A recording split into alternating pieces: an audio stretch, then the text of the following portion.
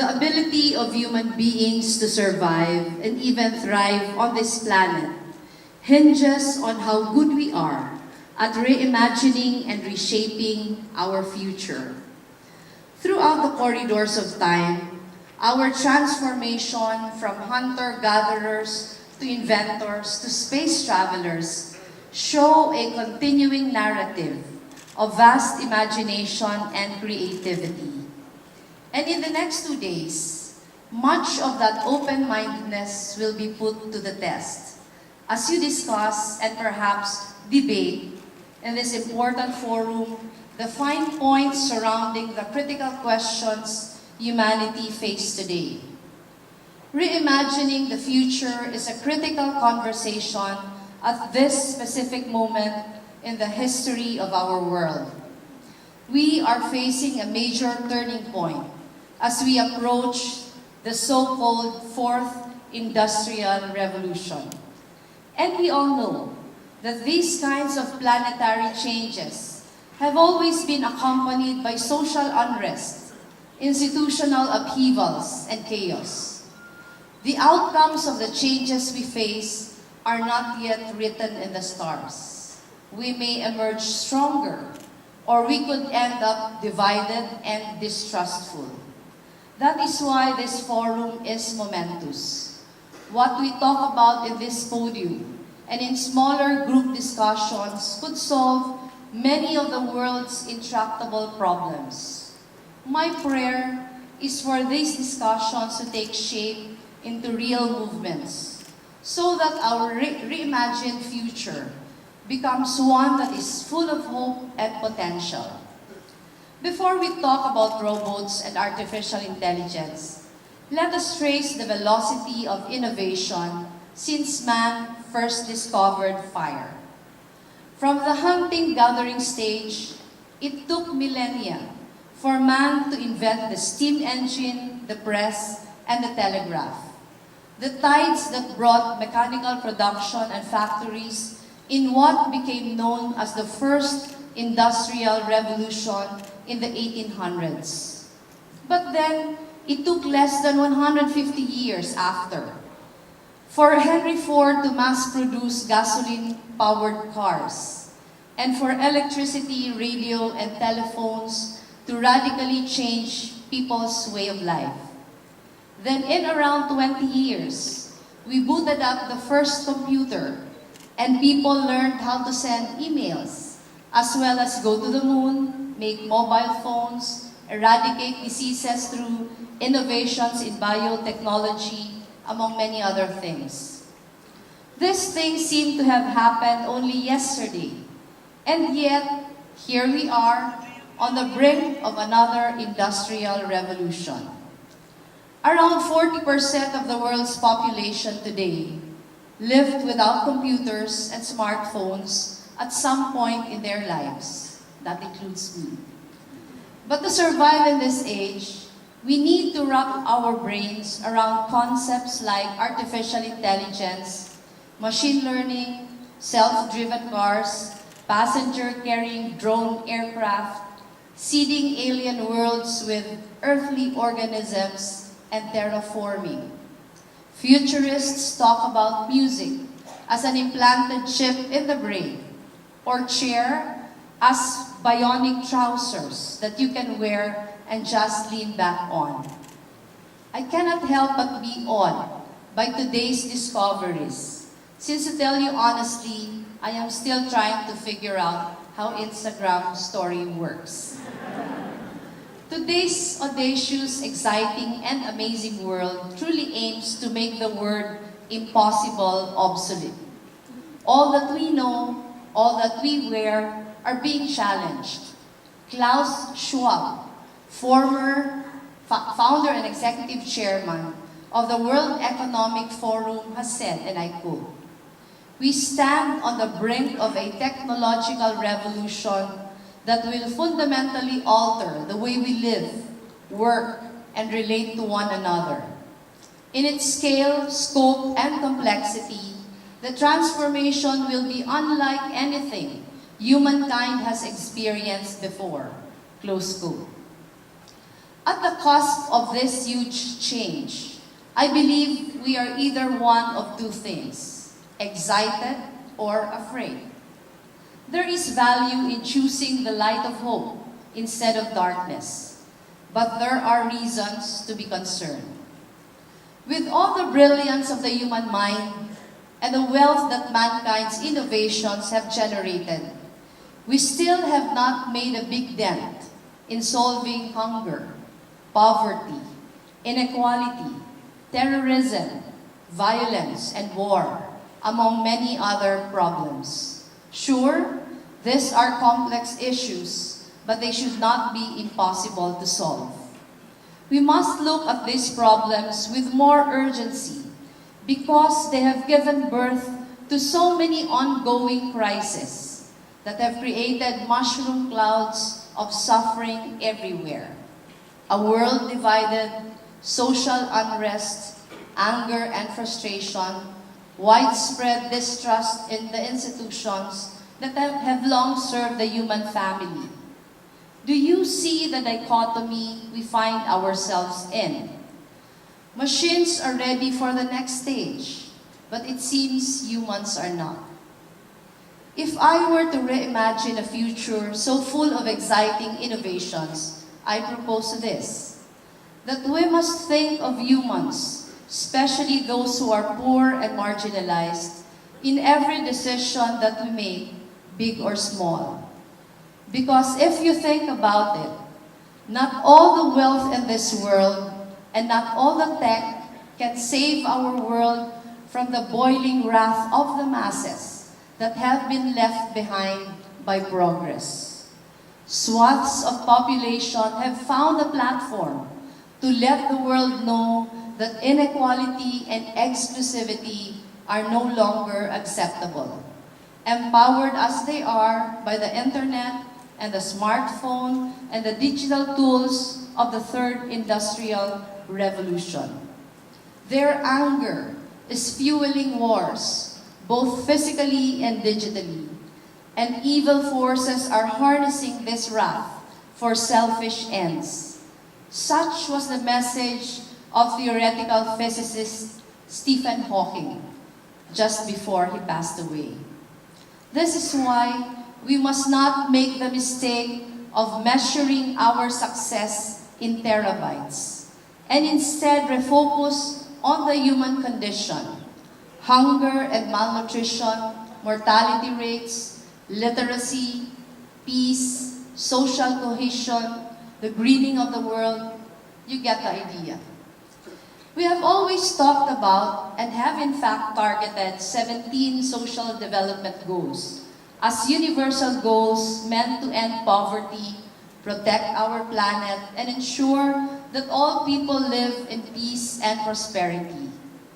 But we must increasingly make sure that the human agenda is not subsumed by the tech agenda. The fourth industrial revolution should not just be about machines. It should keep the focus on our humanity. There is one big problem. Much of innovation is driven by profit. Research and development are not cheap. Technology must also serve the capitalist, or else it will never exist. How do we rewire the future so that technology must serve society as well as serve the capitalist? I hope that you look at these issues as you continue your discussions today and tomorrow, because the solutions to this critical puzzle lie not in the big answers, but in the small ones, put together in a collaborative way. If we think about changing global trade, global politics, and the global economy in one swoop, we will never be able to do it. What might work instead is to attempt to introduce a new way of thinking or a new way of doing things to our own communities or local government units, or attempt to put a face to every statistic so that we can effectively lend a helping hand to a father who has just lost his job, or to that single mother who struggled to make both ends meet to keep her children in school. Most of us mean well, but sometimes the solutions that we think are best are not really what the ordinary man on the street needs most. If we think about building bridges rather than walls, then we at least have one shot. More and more, in our world today, the things that matter most are the things that we do together. Collaboration seems too simple, a solution to the world's problems at first blush. But the truth is that there is nothing easy about changing mindsets. At a time when the world is extremely divided, giving competitors, political opponents, and people who are socially, professionally, economically situated at the other end of the spectrum from us, giving all of them a seat at the table, and even the opportunity to shut our ideas down is never easy. But this is precisely the antithesis to the global rifts we see all around us today. On top of encouraging collaboration, we also need to institutionalize, to make it easier, and make it more sustainable. Does public policy support solutions created in a participatory governance kind of way? For instance, how can we make it easier for the marginalized and disenfranchised, both at the individual level and the nation-state level, to influence legislative reform? We must find a way of bridging interaction between those at the grassroots and those who are governing our institutions. This is one way for us to put humans at the center of the fourth industrial revolution. The sad truth is that sometimes we say the right words, but our actions prove that we are not very eager to collaborate. The global talks on climate change is a well-documented example of how nations are, at times, not very eager to listen to each other. But the great part is that we already have the tech today to make this happen. The biggest and most profitable companies in the world today support the new order of platforms. Facebook was in the public eye last week as Mark Zuckerberg faced the US Congress, which asked the important question, what is Facebook really? When you think about it, Facebook has no factories, no stores, create no tangible product, nor provide no traditional service. Its value is in its platform. In this field, it has virtually no competition in the business of bringing people together. As with any platform, Facebook is still evolving, and I am hopeful that global thinkers will soon decide on the kind of regulation needed to protect people's data privacy and prevent fake news from distorting the truth. In the meantime, we should consider how platforms, partnerships, and tools of collaboration can be used more proactively and powerfully to increase social cohesion, effect social transformation, and result in improvements in the human condition. As many of you may be well aware by now, our office, the Office of the Vice President, has one of the smallest budgets in the bureaucracy. But when I assumed office, I told my staff that we cannot do 6 years merely doing ceremonial functions. Believing that poverty is the greatest challenge affecting the human condition, our office partnered with both private and development partners in uplifting the lives of our people through our anti-poverty program called Angat Buhay. It aims to address the gaps in the Filipino family's most basic needs, from food security and nutrition, rural development, universal health care, public education, housing, and people empowerment. One of the communities we visited was Siayan. Siayan is a second-class municipality in the province of Zamboanga del Norte, which is in the southernmost tip of the Philippines. We chose Siayan as one of our adopted communities because for many years, it was declared as the country's poorest municipality. In 2009, for example, Siayan's poverty incidence was a staggering 97.5%. The people of Siayan could hardly eat 3 meals a day. But a mayor and a disruptor named Flora Villarosa changed the town's future.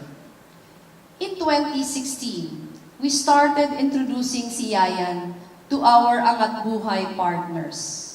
First, we partnered with the Philippine Toy Library and opened a beautiful play space for the children of Siayan. When we launched the play space last December of 2016, I could never forget the wonder and the excitement in the children's eyes when they saw the toys for the first time and realized that they now have unlimited access to them.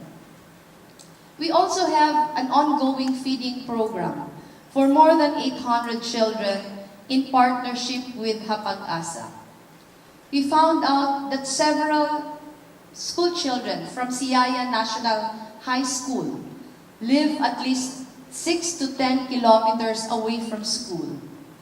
Mayor Flora and the rest of her team had been working very hard to address these struggles, but the illiteracy and dropout rates were still very high. At first, the usual solutions were given. They were provided with additional classrooms, given more school supplies, and more teachers were hired. But still, this did not work out. And then we partnered with the Yellow Boat of Hope Foundation. The foundation first provided school boats to service children from coastal communities who would swim every day to and from school. But we learned later on that many school children still spent hours going to and from school by foot, even crossing rivers. So we thought that a dormitory inside the school was a necessary solution. Earlier this year, we returned to Siayan to inaugurate the first dormitory for boys at the Siayan National High School with our partner, the Yellow Boat of Hope Foundation. Something that we hope will be life-changing development for the young people we met there. One of them is Rain Tusing. His name is really Rain. Rain is 17 years old and is in grade 10. To get to school, he told us that he would walk 2 hours each way and crossing 2 rivers each way also. And he was telling us that when it rains hard, the water level would immediately rise, making it impossible and dangerous to cross. He wakes up very early in the morning, but still arrives late because of the long distance he has to travel. As a result, he would receive multiple warnings. And he was telling us he would fill up an entire bond paper's worth of violations. According to him, he is very happy to be a dormer because he won't miss the daily flag ceremony anymore. The dormitory, by the way, is free for the students. We also met Troy Kating. Troy is a 14-year-old grade 8 student from Barangay Litolet. Both of his parents are farmers, and he is the 8th of 11 siblings. His father died early, and since then, his foster father would accompany him to school. Because he has to walk many hours every day, he would be too tired to study and do his homework. Now that he lives in the dorm, he promised me he would get better grades and excel in school. Finally, we met Junray Marino. Junray is already 22 years old, but still in grade 10. He said he had to stop going to school to work as a construction worker in the nearby city of Dipolo because both his parents are sick. At a very young age, Junrei is now the sole breadwinner of his family, driving a habal-habal now to provide for them. But he is determined to pursue his dreams by going to school. Listening to the stories of Troy, Rain, and Junrei already broke our hearts, but they represent only a fraction of the many struggles that poor students in Siayan face on a daily basis. That is why we must do more and do things better. Siayan's local chief executive could not have completely turned around the community's poverty situation without bravely embracing disruption. In the same vein, the office of the Vice President could not help much in nation building if it chose to maintain its traditional ceremonial functions. We had to disrupt and choose new models of engagement that work better by collaborating with public and private development partners who are willing to do their part in nation building. We have gotten to know many corporations doing CSR work. Perhaps some of you are here today who are willing to embrace disruption as well by working with us, keeping in mind the faces and the stories behind the statistics of the people we meet on the ground. Eradicating poverty is a huge and transient goal, but it is not impossible. It is not impossible to solve if you look at it one person, one community, one problem at a time. It is not impossible when partners collaborate, when governments are open to interfacing with the marginalized and the disenfranchised, when collaboration is institutionalized. When knowledge and opportunities are shared, it is possible to imagine a new type of society. Richard Falk, Professor Emeritus at Princeton University said, and I quote, "This alarm clock could be heightened, institutionalized collaboration." The quote ends this way, and again I quote, "What happens at the grassroots level of people and what happens at the institutional level of governments. We need some kind of creative interaction between those levels if we are to evolve the new kind of planetary politics that are needed to meet the challenges of our age." Close quote. Some of this collaboration will hopefully happen in this forum in the next 2 days. As we discuss the future of security, money, smart and livable cities, data management, health management, education, governance, and corporate responsibility, let us think less of intellectual property and more of creative commoning. Knowledge is mankind's greatest asset, and it is not something that we can and should keep to ourselves, especially as we wait for the culmination of the fourth industrial revolution. When we open source solutions to man's problems, then can we reimagine the future full of hope, full of potential, and with much less suffering. Thank you very much for this great honor of addressing you this morning, and I'm hoping to hear of more collaborations as a result of this forum. Magandang umaga po muli sa inyong lahat. Thank you very much, Madam Vice President, for that inspirational keynote address, highlighting the importance of collaboration and shared knowledge. We would like to now invite Madam Vice President and all our co-conveners here on stage for a photo If you could introduce yourself and what you do. I'm John Holmes. I'm the ambassador of Canada to the Republic of the Philippines. I've been here for about 18 months. Okay, great. We just finished the morning sessions. What stood out for you, or what was most impactful for you being a participant listening? I think the Vice President's statement was very inspiring. I think thinking about what's going on in the world, particularly the daily headlines, it's very easy to become very pessimistic about the situation around the world. Not only the political situation, but the economic situation and some of the challenges with technology taking jobs away from people and things like that. Vice President recognized those challenges, but was very inspirational in saying, she was very optimistic in terms of how we can work together collaboratively to solve problems.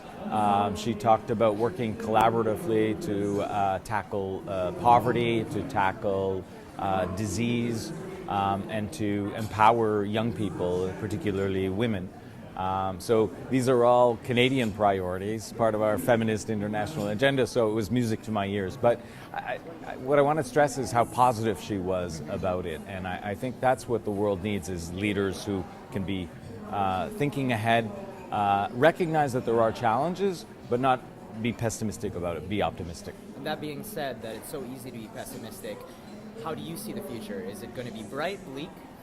I'm somewhere in the middle. I think I'm old enough that I can look at certain issues and say, actually, we've been there before. This is kind of a repeat. We haven't learned from history, which is very discouraging. I'll start with the negative side first. I think it's I read a lot. I try not to venture opinions. My wife might disagree, without being informed on them. And I'll meet someone, I'll talk about a subject. I find I don't know that much about it. I'll go home and I'll buy a book and I'll read about it and stuff. Today, too many people don't do that. They go to their usual source of information, they form their opinions quickly, they don't listen to the other side, they don't hear what people are saying, and that's very unfortunate. And I do have some concerns about technology, which were flagged this morning, about human nature. Too often people descend into the tribe, to rallying around their religion and not listening to what other people have to say, to understanding their culture. That being said, I think there's also very positive things. Technology I want to focus on because here in the Philippines, in Canada, we're very concerned about technology replacing human beings. Here, they have outsourced businesses. Apparently, the technology exists today, if not today, within 10 years, could replace up to 90% of those people. Where are those young people going to go? These are good-paying jobs. So we have to find solutions that use the technology, but still allow young people and older people to work. But if you look at the problems of climate change, I'm convinced, because human nature is all about, I need this now, I need this for my family now, I think it's very difficult to change attitudes about the use of fossil fuels and things like that. And that is, it is part of the problem of climate change. But I think the new technologies will eventually help us solve these problems. Whether it's something simple like solar, but I think we're going to develop technologies that deal with all the waste, that even replenish the atmospheres. So I'm positive in that sense. I'm optimistic in that sense. You mentioned AI, and I know a lot of your foreign trade, you're actually doing a lot of roadshows around artificial intelligence. Are there other technologies that you're particularly excited about in terms of looking towards the future? I think technologies, I think there was a quote today from, I think, the opening speaker it was in the questionnaire. And my answer to that one was, yes, I welcome technology, I welcome AI, but we have to make sure it's used for the right purposes on that. So yes, Canada is a leader in AI technology development. There's one of the Canadian speakers at this conference who will be talking about his work in that area. But I think in Canada, I think there is already the recognition that the technology and AI technology has to be used for the good of the country, for the good of humanity. And I think as long as those two things move forward, yes, there's always risks, but I think overall, I hope we get it right. Okay, great. What actions would you like to see from our participants and delegates after this conference? Well, I think we need concrete ideas on how to move forward. I think it's very important that we get the inspirational messages, but I'm a nuts and bolts kind of person. You know, some of the ideas that come out of these conferences, you will hear at many other conferences, and they're great. But how do you translate the vision into the reality on the ground? And that, I think, is the real challenge. It's fine for us to talk to our politicians who make the laws and make the policies and say, we need to do better in this regard. We need more inclusive growth. We need more investment in inclusive jobs. But what does that mean? Where are the sectors? And I think sometimes governments get it very right. I talked about the importance of climate change. Our government and many others are investing in technology to deal with the challenges. So green technologies to reduce the use of fossil fuels, as well as developing alternatives. So that's a good example. But I think in terms of employment, we have a lot more work to do. And governments can't solve the problem. We have to work with the private sector. So private sector can actually help us concretize some of these more visionary ideas that we have. Okay, great. Thank you for your time. All right. Thank you. You can take it. You'll get it.